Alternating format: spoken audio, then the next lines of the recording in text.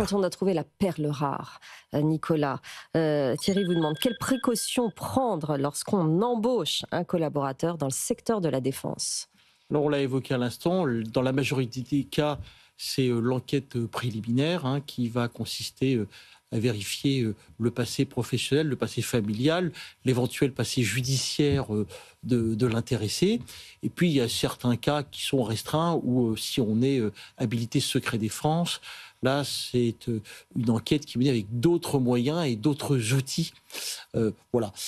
Suivant le sujet, c'est quand même d'interroger évidemment le candidat en marge de cette enquête préliminaire aux fins de déterminer si il peut y avoir un risque potentiel ou pas. Il faut surtout insister sur le fait que, au-delà de ce stade préalable à l'embauche, reste ensuite la question du contrôle du collaborateur pendant toute la durée de cette vie professionnelle. Oui. Alors, contrôle, le mot est un peu fort, mais vérifier que l'intéressé n'a pas, dans ses relations extra-professionnelles, des situations qui pourraient mettre à risque l'entreprise. Ça, c'est la première hypothèse. Ouais.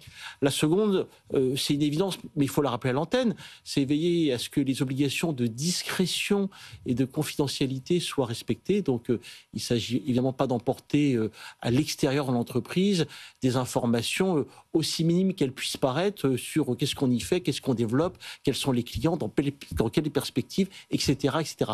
Il y a vraiment une obligation de discrétion et de confidentialité qui est renforcée et qui est très importante sur ces métiers.